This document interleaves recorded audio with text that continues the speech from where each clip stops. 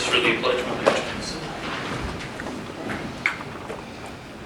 Pledge allegiance to the flag of the United States of America and to the republic for which it stands, one nation, under God, indivisible, with liberty and justice for all. Susie, could you call roll, please? Councilmember Ritzema. Here.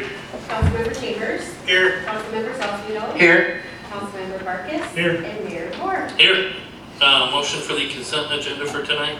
Oh, I'll make that motion. I'll second it. Discussion or changes? Hearing none, will vote. Sue? Councilmember Ritzema. Yes. Mayor Moore. Yes. Councilmember Salcedo. Yes. Councilmember Farkas. Yes. And Councilmember Chambers. Yes. Public comment for items on the agenda. Okay, old business is empty. New business, letter A, zoning ordinance for 119 Lincoln Lake. Mike.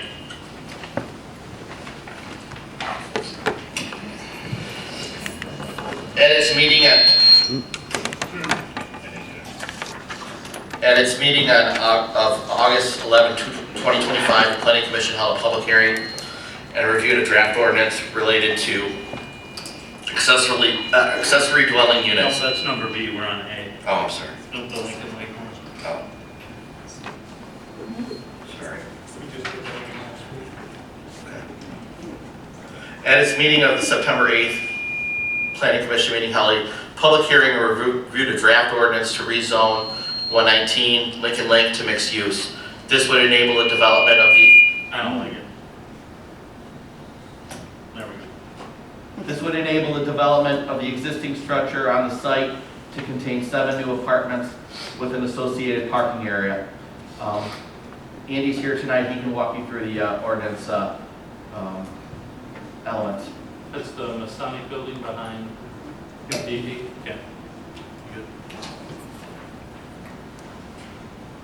Yep, so the Planning Commission reviewed this this month actually, held a public hearing, recommended approval of the ordinances with rezone 119 Lincoln Lake from its current zoning district, which is C3 general business, to mixed use. The purpose for that is, as Mike said, they're looking to develop that property to a 7-unit multifamily residential building. Speaking with the applicant, looked at a couple of different zoning districts, either R3 or mixed use. Mixed use gets them the number of units that they need on the property, and there's enough room on the site to easily accommodate parking. So this is for them kind of the first step in a 2-step process to get through this process with zoning. So first is to get the site zoned appropriately, which this would do. And then the second step of that would be to actually apply for site plan review with the Planning Commission to have the actual land use itself approved with parking, landscaping, lighting, and all of that. So other than that, it's a pretty straightforward application. It's consistent with both the existing and proposed master plan in our view. And we think that it represents a really good opportunity for redevelopment of an existing site near downtown. Kind of checks all the boxes that we look for from a planning perspective. So our recommendation to the Planning Commission was approval, and our Planning Commission's recommendation to City Council was also approval. I'm happy to answer any questions at this time. Any questions for Andy? Yeah. So if you have a 7-unit building, you're looking at 7 to 14 parking places, 14 is what would be required by ordinance, I believe, yeah. and they could get that in that property? That's what they said. That's So like green space on the north side? Yeah. Yep.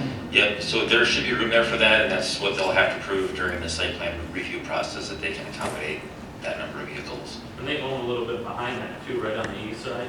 Yeah, it's that whole quarter of the block, yeah, so, yeah, it's a double lot basically, but I expect there to be enough parking. Okay. Any other questions? Then I will entertain a motion for amendment 25-04 for Lincoln Lake. I'll make that motion. And I'll support. Any discussion? Sue? Mayor Moore. Yes. Councilmember Salcedo. Yes. Councilmember Farkas. Yes. Councilmember Chambers. Yes. And Councilmember Ritzema. Yes. All right. Number B, the accessory dwelling unit ordinance 2505. Mike? I'll just turn over to Andy. Andy? This one's not quite as simple as the last one, so what's suggested here As part of their efforts to increase housing availability in the city, the Planning Commission has explored the idea of allowing accessory dwelling units in the city's residential districts. An accessory dwelling unit, if you're not familiar with the term, also known as granny flats or mother-in-law suites or whatever you want to call them, but it's a second dwelling unit on a residential property. Often they're in a separate building or they're above a detached garage on a second story or something like that.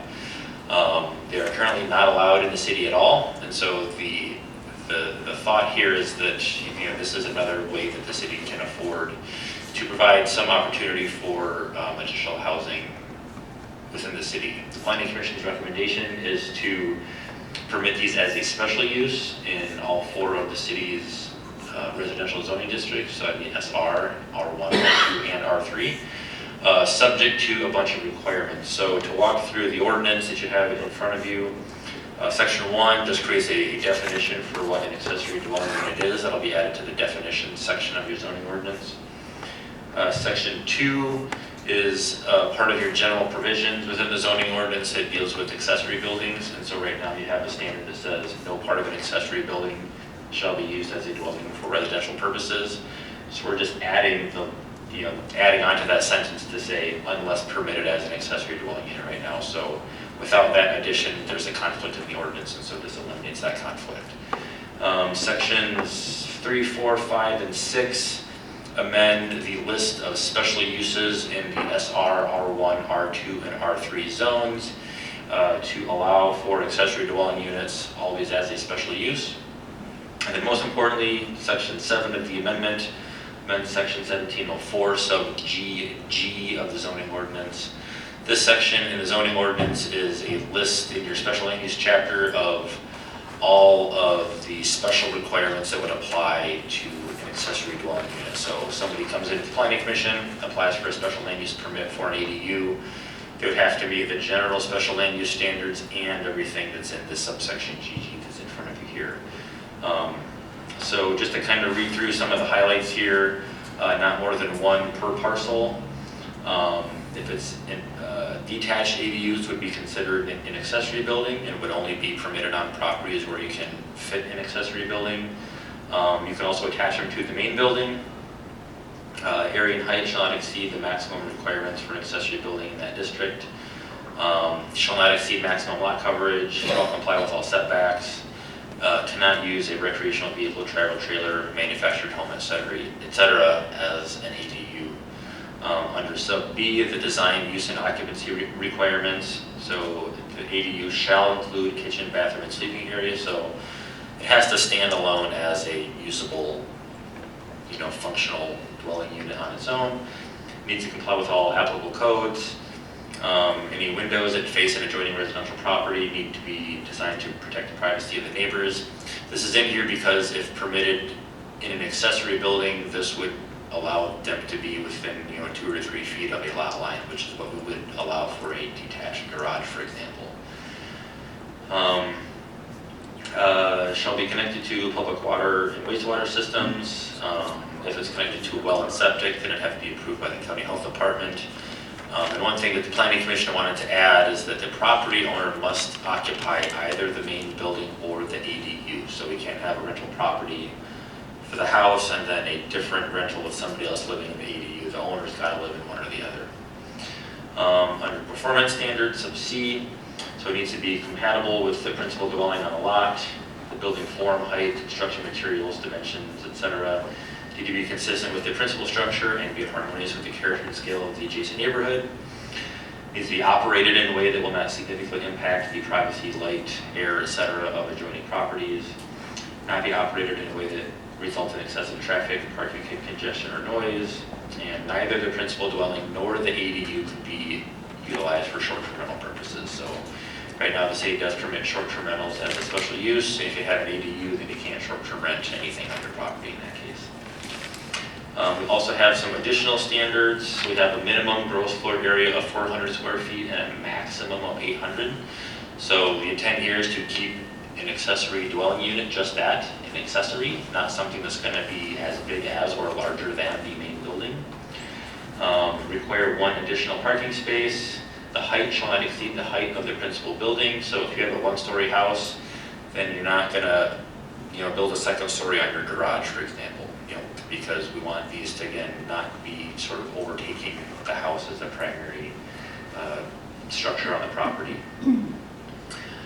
If the ADU is connected to the sewer, it may connect to the sewer lateral serving the principal building. And then 5 allows the planning commission to modify just those standards above if certain criteria are met. So if somebody wants to have a building that's maybe a little bit bigger than 800, or maybe be a little bit taller than the main building, that's something that the planning commission could consider if those 4 criteria are met.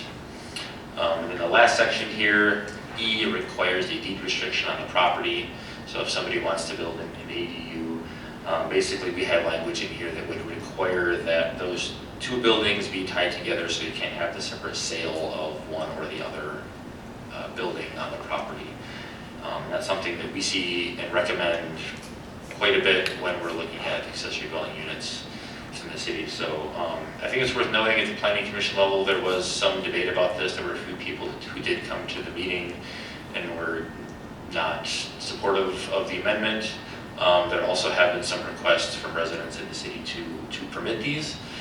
So it's something that's not just coming out of thin air. There is some need for it, but it's not something that is, was embraced, I guess, by everybody. So the Planning Commission did recommend approval of this as well at the last meeting, or maybe 2 meetings ago. We'd be happy to answer any questions as well. All right, any questions for Andy? Yeah, I got a couple. If this is detached from the house, so it's not a garage, it's just going to be a separate building on the property. Could be. So you have to have, so if somebody puts it in, like say my neighbor decides they want to put one in their backyard, and they don't have enough room for parking, so that means that you can't go. So yes, so their application for the special land use permit, they would have to show that they can accommodate at least the 2 cars needed for their house, plus an additional spot that would be dedicated for the ADU. Now, the other question I have is, so is if you put this ADU in, are your taxes going to reflect that you have an extra building? Presumably yes, although I'm not an expert on that. Anybody else? Would that include as one extra building? Because if I had a garage, I could have a second owned building. Now I put that in, I can have that and or a garage, not another building on top of it. Correct. Yeah, so this would, if it's detached, this would count as one of your accessory buildings, and it would count towards that limitation. I've got some comments. After the public hearing, Steve and Annette and other people have made some very good concerns, and so I went and read up on the ADU rules for other locations, and I'd like to quickly read these because there's some interesting differences. Holland allows only detached units. It requires the same setbacks as the principal house. The utilities are not to be connected on a separate account. It's to be shared. Are we still requiring separate accounts for the water? It would be shared in this case, so in sub. Early on, the verbiage said it was to be separate accounts. Yeah, so that's what we have here under D4, may connect to the lateral serving the building. Okay, just a side note, that makes it much more expensive for a mother-in-law or a family member. Now you have double utility bills and the water usage might be low. So that, again, Holland does not have separate meters. Holland has a maximum number of people based on size. It has a max height of 16 feet for a 1-story, 22 feet for a 2-story, and it requires a fence when the ADU is on the ground floor. I think those are all interesting to consider. Kalamazoo, the ADU can only be 30% of the main house. This 400 to 800, again, this 30%, Grand Rapids requires only 40% of the main house. Beulah allows ADUs in some commercial spaces, which eventually maybe we would think about that. I would love to have an ADU behind my office, but that's a detail. Traverse City allows only 15 per year, trying to control the growth of that. And again, I think this having the 3-foot setbacks as Steve mentioned in the public comments, it is possible to have two ADUs right against each other and the eaves are going to be touching. Now, you might not allow that as your board, but it's possible. So I think we should, I'm just concerned about this 3-foot setback. And I looked up the DeWitt master plan. Their number one concern in DeWitt, which is a similar town, similar populations, 70% of the survey respondents were concerned about density, and they did not want density develops and denser developments. And so I understand the need for affordable housing and people that want to live here. I'm all for that. I very much support the Green Ridge and the Fromm and the Masonic Temple. But this opens up a whole new congestion that it could really change the feel for Lowell. And I read our master plan and the survey. One of the number one responses was the small town feel. Didn't want to have the congestion like some of the larger towns. And our master plan did not ask about density. We didn't ask, the respondents, again, wanted the small town feel. The survey did not ask about how do you feel about a denser neighborhoods, more people, more cars. And our survey said very clearly, no tiny homes. I remember that very clearly. So this 400 to 800 is a tiny home. Our survey residents said that's a no. So I have concerns here. And other people that I've talked with, not sure why we're not allowing short-term rentals, and I haven't thought that through completely, but that could help us serve those that are needing just short-term spaces. So I understand I can see it both ways, but I think we should give a little thought to short-term rentals. So those are my thoughts. Again, I very much want to have more housing for our city, but I think we need to really be careful with this. My bosses are the current residents, and I want to look out for their property values. It's possible this could reduce property values if you have an ADU right on 3 feet from your yard. Thank you. All right, anything else? All right, then I will entertain a motion for amendment 25-05. I'll make that motion. All right, any other discussion? Hearing none, we'll vote. Sue? Councilmember Salzweedl, No. Councilmember Farkas, No. Councilmember Chambers, Yes. Councilmember Ritzma, No. Mayor Moore. No. All right, let's go to election precinct consolidation. Sue, Mike? Susie?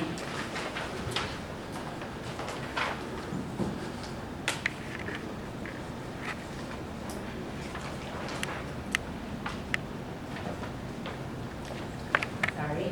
Okay.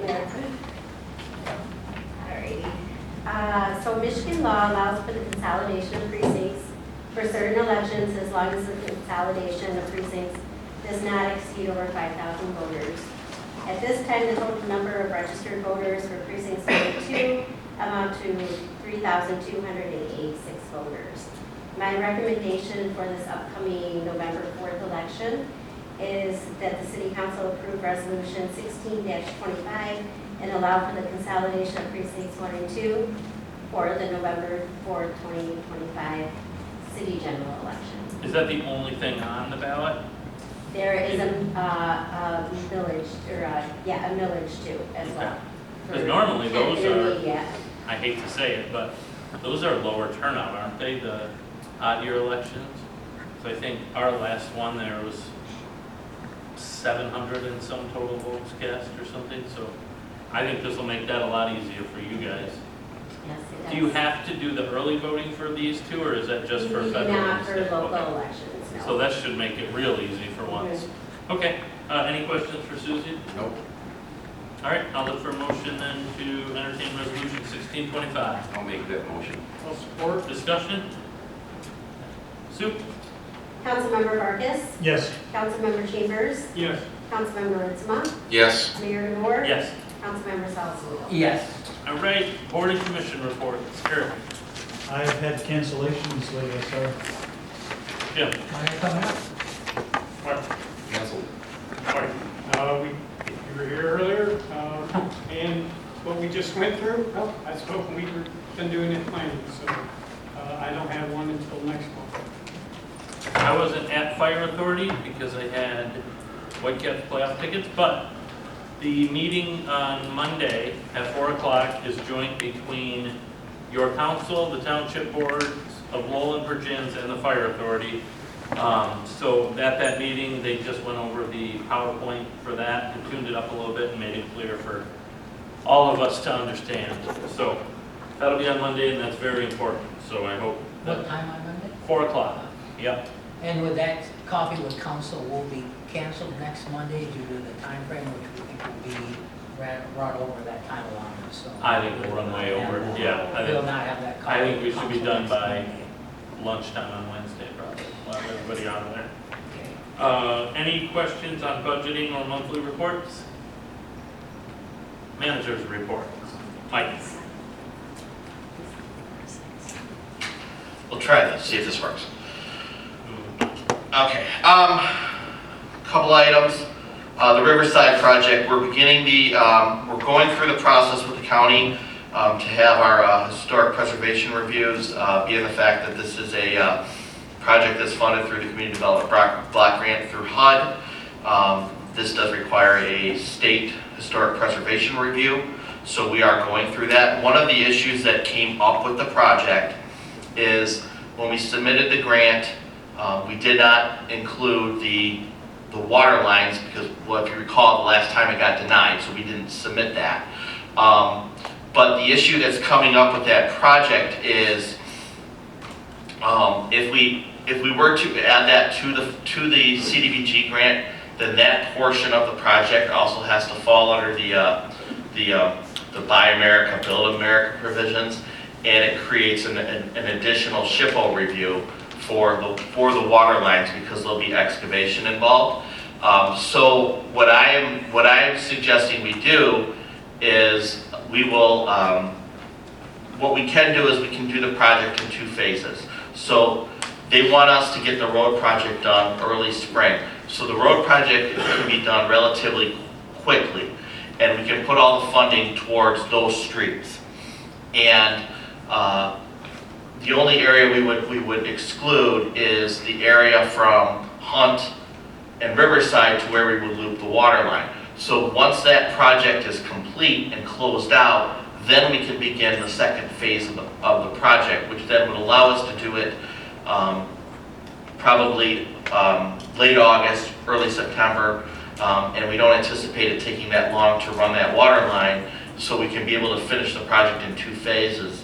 And it'll be a lot easier dealing with the federal government requirements by having to do that. So that's what I have made the decision of to deal with the county and the CDBG program for that. It's just going to be a lot. It's just going to be a lot cleaner to do than having to deal with the federal regulations for that. So we will do that. And then the Jefferson project began today. The street projects begin next week. Their deadline was supposed to be around was Halloween. As of right now, there's been no changes to that. They're planning on having 2 crews starting next week when they're here rather than 1 crew. So they'll be getting moving on that. The state budget, trying to figure out what the impacts would be if the state government did shut down. My guess is right now for us, we would get any revenue sharing payments withheld for the time being, at least maybe the statutory. I'm not so sure. My question is, I have a question right now whether we would still get our constitutional payments, but I would be pretty certain our statutory would be held back, but I don't know. I don't have a definitive answer on that. So once I know, I will let you know. The other issue that probably would come up is our Act 51 money would be withheld until that was resolved. But that's not going to impact us with any street projects or anything at the time being. If that did happen, we would get reimbursed once the government got back up and running. But that still remains to be seen. I don't know if we're going to have a shutdown or not, but we'll know more here by October 1st. The other issue we're dealing with, we've had a couple of issues with this in the late last week. Late last week, we took a complaint. We had a project that got approved by the Planning Commission. They're getting scam emails from the Lowell Planning Commission asking for money for escrow, additional escrow fees. And then we actually had another one today. So I'm going to be sending a press release out tomorrow on that. But the issue is that if we did have those issues, we would never do it via email. We would contact them directly, because we do have times when there are issues with people's escrows, but we deal with those directly. So we wouldn't send an email out to do that. And then the other issue we're having a number of issues with residents and they've been very confrontational with our staff. Our staff will be doing work on a public roadway or something, and they'll have residents get out of the car and start screaming at them, things of that nature. We've had a few incidences in the last couple of days of that, and my staff is seeing more of that. We also had an incident last week where an individual felt that because they were a taxpayer, they were entitled to just put their garage sale sign on city property, which no one granted permission for. We're also having people put signs on the island, which that also is not permissible. And we had an incident where the sign was removed, and that resident or citizen, I don't know if they live in the city or not, began screaming at our employee. So we're just asking for some cooperation there. If people believe our staff is doing something wrong, by all means contact my office and we will investigate it. But I'm asking that they please avoid confrontation with our staff. Our staff has been directed to, if that happens, to just kind of stay calm, and if they need to, get a license plate, or even if they have to, well, if they have their phone, they would be permitted to video it. My concern is obviously them being attacked or something of that nature. But if that does happen, we would notify our police department. Our police department would get involved. But it's really not fair to our staff just who's trying to do their job. So that's all I have.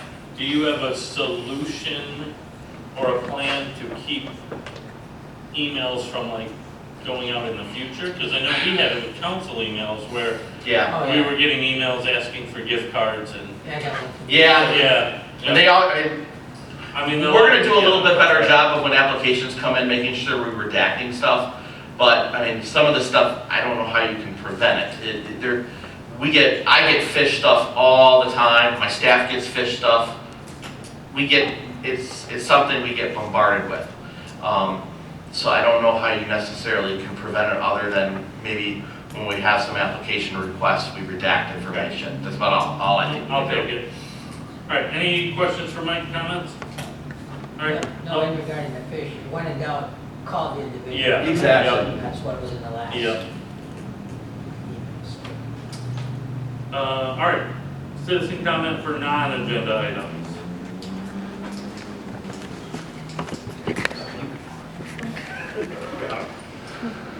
Craig Fonger, 827 North Washington Street. Just reporting on our third and final treatment that Lowell Friends of the Flat did on the Flat River, and that was August 27th. Again, that's the last treatment for the year. We did something we didn't plan on doing, which was treating the west shore, but because of the way the treatment went for the eastern side of the river, we had capacity to be able to do the western side of the river. So we're really thankful that that worked out, and I think there are a lot of happier people because of that. I agree. Thanks, Greg. Tyler. Tyler Kemp, 280 J. Inland. Just want to first express, I appreciate what the city staff do and Mike and his team, and they're doing the best they can with the budget that they have, and it is appreciated. But I have one concern, and I brought it up a few times, but the latest water and sewer bill went up 9%, and it wasn't unexpected, but I'm trying to look for some relief. My paycheck didn't go up. I suspect it won't after October, but it's a different subject. We're still one of the highest in West Michigan, and I'm just trying to figure out, are we trying to do something with this? What have we done? What are our goals? I'm trying to look for something to find some relief off of that. At this point, you know, I'm not crunching out the math, I don't want to do it on the fly, but it is going to get pretty darn high. And I want to look for some opportunities here, you know, not just me, but, you know, this council and others, look for opportunities to reduce our water and sewer rates. You know, if I had it my way, maybe any other, you know, surplus expenditures should go to that. But that's my opinion, and I just want to look for some relief for water and sewer rates. Thank you. There. Perry Beecham, 924 Riverside Drive. Obviously, I'm in pink, you guys are in pink. This following week is this Monday kicks off the Pink Arrow Week. Monday will be soccer out at the new soccer stadium, and then Thursday will be volleyball. The volleyball will be outdoors, weather permitting, at the on the portable court on the soccer field, and then the game on Friday. So we're looking forward to that.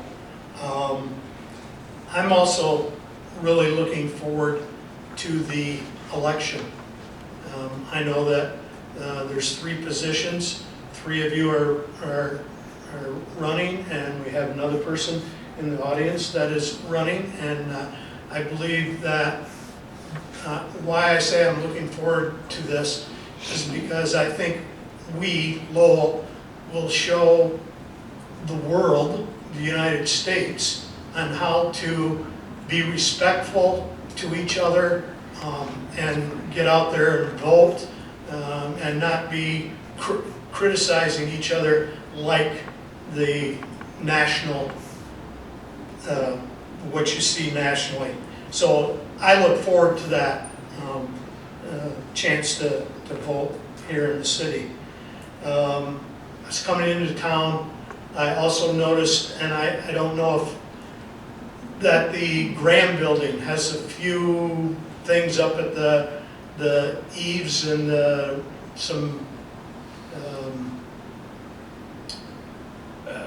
where the museum is, that are missing, that needs some repair. Just wanted to mention that, and I know there was something else, but again, and so my question, that can wait till afterwards. I'll ask Mike about it and the water situation on Riverside. So again, thank you for your time. Thanks, Barry. All right, how about council comments? Oh, sorry, Wendy, I'm sorry. That's all right. I have a quick handout for you guys. So a quick update. So first is an invitation for our hard hat tour. So October 6th at 5 o'clock, the city council is welcome to join us down at 504, or anybody else as well, if you'd like to join us for a tour of the new construction. Just RSVP, you've got my email on there, so just RSVP to me if you're interested.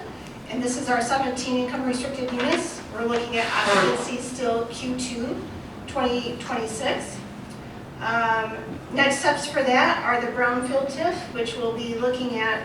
Kent County Board of Commission review is next week. So thanks again for you guys for moving that forward. And then the water connection to Jefferson as well. Thank you for getting that underway. So we're hoping to get our stuff done before the snow flies. And then the very exciting, more recent, 524. Many of you know we purchased 524, so the block right, the property right next to us. So we did a quick update to our parking lot plan to accommodate possibly expanding over there, some additional future development. But we're looking at their house with 2 income restricted units, and then a gas station which will be used as supportive services, like an office, like a property management office. We will be dismantling the garage. That's going to take place October 17 and 18 as kind of like a community work day. So if y'all are interested, or anybody else is interested, you can RSVP there as well. So, and we're hoping to have those units in the house available January for rental, and then hopefully the office maybe in the springtime. Are you going to keep the general look of the gas station building itself? Yeah. And is there environmental stuff, is there tanks there? Are there tanks there? We did the soil, so SME is doing some testing and stuff for us. It looks like there might be a tank, so. Yeah, kind of where we talked, right? Sorry. Yeah, but we think that we can get, Eagle might help us pay for it. So that's kind of, we're working with SME to help us with that, so, yeah. It actually worked out really well because we were already working with SME for the brownfield tip. And they're like, hey, we can do Well, I that got too. you here. Fantastic. Cool. Thanks. Awesome, thanks, Wendy. Yeah. I'm Liz Sparks at 257 Downer Drive, and I want to thank you all for using your microphones so I can hear. And the other thing I want to talk about is I'm sure you've had a lot of comments and suggestions about the 3 parking spaces out here in Monroe. The other day I came down Monroe, and there was a delivery truck on the west side of the street, and then there was a vehicle in the first parking spot up by the stop sign. That caused huge congestion, so it was like 1 lane down through there. What I would like to suggest is that you cut that down to 2 parking spots and make them handicap accessible only. And that way, it's not going to be so congested. I'm sure that anybody that doesn't have a handicap sticker can walk across the street from the parking lot over there to City Hall. So that's my suggestion for those 3 parking spots out there. Okay. Thank you. Thank you. Anybody else? All right, council comments. I think Friends of the Flat have done a wonderful job. It's nice to see that the river's pretty well clean on both sides. The lily pads seem to be thriving, but I think they've done a good job, and hopefully it'll stay that way. I think it will. All right. So, Wendy and I are working on a little project together. And Wendy allowed me to go into the old house, into the gas station. I've actually reached out to a graphic artist I know. The logo on your shirt, would you show everybody that, please? I'm asking him if it's possible to take that logo, do it on a sheet of aluminum, and make it look rusty like it's been on that building forever, like when it was the old St. Clair building, right? And there's probably going to be a very good chance we can accommodate that. The second thing we're working on, we were in the garage together, and I'm like, what is this? There was a early Civil War cannonball sitting on the floor, and we rolled it out.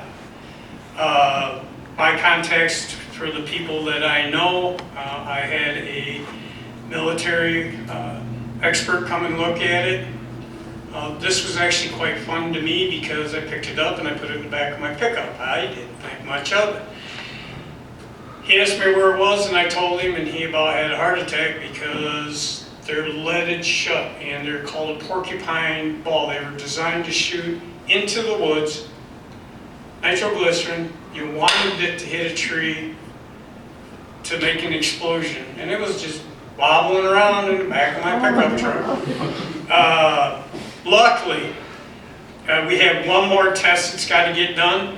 We're waiting for our expert to get back from overseas. He travels all over the world and does this, and he's doing this as a favor to me. The second thing we're going to do is the lead that is in it.